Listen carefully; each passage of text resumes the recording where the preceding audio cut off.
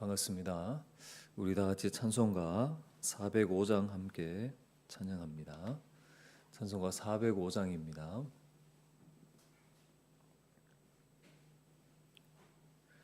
주의 친절한 팔에 안기세 우리 마음이 평안하리니 항상 기쁘고 복이 되겠네.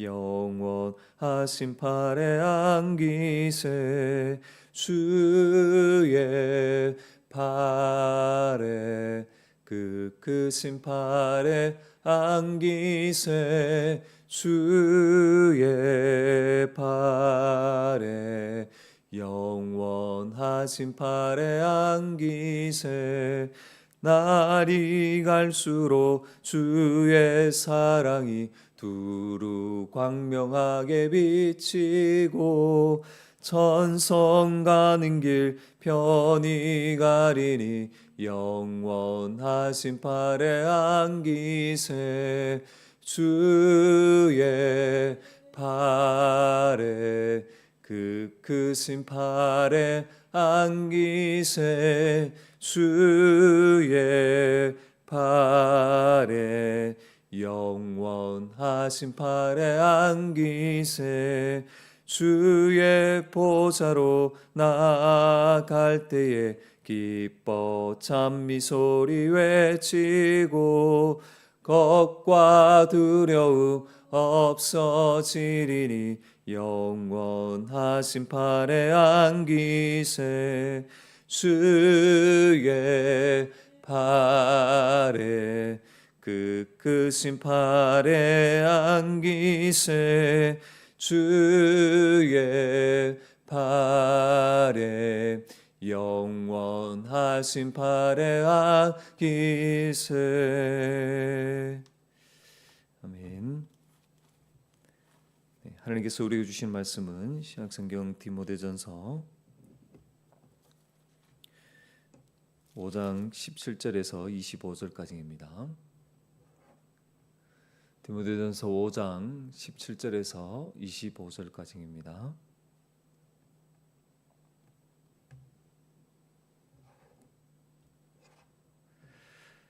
잘 다스리는 장로들은 배나 존경할 자로 알되 말씀과 가르침에 수고하는 이들에겐 더욱 그리할 것이니라.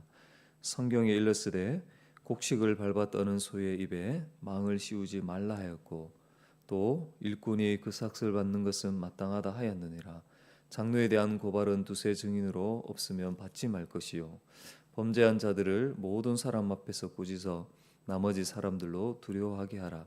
하나님과 그리스도 예수와 택하심을 받은 천사들 앞에서 내가 엄히 명하노니 너는 편견이 없이 이것들을 지켜 아무 일도 불공평하게 하지 말며 아무에게나 경솔히 안수하지 말고 다른 사람의 죄에 간섭하지 말며 내 자신을 지켜 정결하게 하라.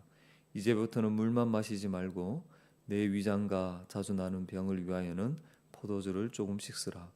어떤 사람들의 죄는 밝히 드러나 먼저 심판에 나아가고 어떤 사람들의 죄는 그 뒤를 따르나니 이와 같이 선행도 밝히 드러나고 그렇지 아니한 것도 숨길 수 없느니라.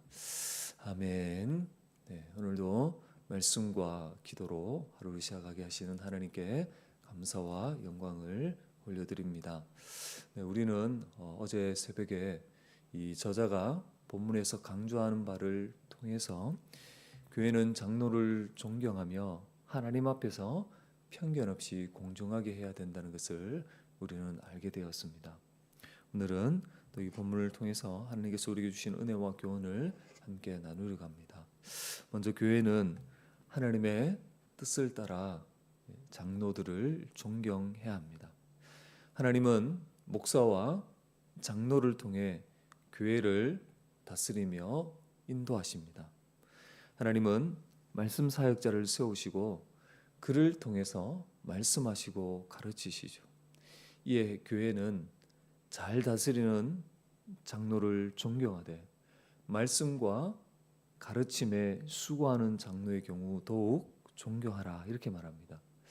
여러분 베드로전서 5장 5절에도 보면 젊은 자들이 젊은 자들아 이와 같이 장로들에게 순종하고 다 서로 겸손으로 허리를 동이라 이렇게 말씀합니다. 교회는 하나님의 뜻 가운데 세우신 목사와 장로들의 다스림에 순종해야 합니다. 그 다스림에 순종할 때에 하나님이 주시는 하나님 나라의 복, 곧 은혜와 평강과 기쁨을 더 풍성히 누리게 되는 것이죠. 특히 말씀과 가르침에 수고하는 이 목사의 경우 그 일에만 전념할 수 있도록 교회는 기본적인 생계를 책임져야 하는 것입니다. 곡식에 떠는 여러분 소의 입에 망을 씌우지 않는 것처럼 일꾼이 그 수고한 것에 대한 대가를 받는 것은 너무나도 마땅한 것이죠. 여러분 구약시대 레위 지파도 이 생계를 다른 지파들이 책임지게 함으로써 레위 지파는 자기에게 주어진 그런 어떤 종교적인 그런 일들을 잘 감당할 수가 있었던 것입니다.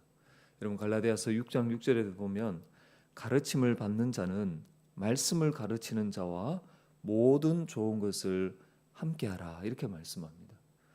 말씀으로 교회를 섬기며 수고하는 목사를 존경하며 그 수고를 알아주라는 것입니다. 주 안에 사는 여러분, 목사와 장로는 목자장이신 그 예수 그리스도를 대리하여 하나님의 양무리를 다스리는 그런 자이죠. 그러므로 교회는 하나님의 뜻을 따라 장로를 존중해야 합니다.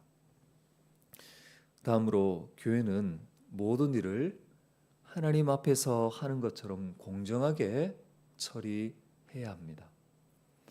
여러분 교회가 장로를 세울 때에 하나님의 뜻 가운데 말씀의 기준에 이 적합한 자를 이렇게 세우려고 하지요.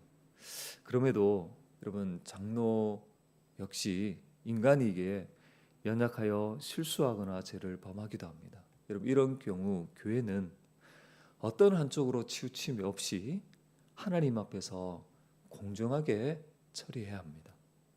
명백하게 그것이 죄인지 아닌지 또 아니면 인간이 가진 어떤 연약함인지를 잘 분별해야 됩니다.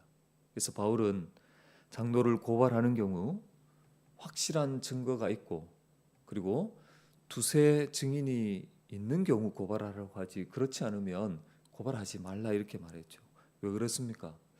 여러분 목사와 장로의 그 가진 위치가 비난과 비판을 받기에 쉬운 위치에 있기 때문에 그렇습니다. 우리가 잘 알고 있듯이 예전에 이 이단 신천지 성도들이 이제 교회 안에 들어와서 이 교회를 이제 허물고 또 이렇게 막 깨트리기 위해서 어떻게 했습니까?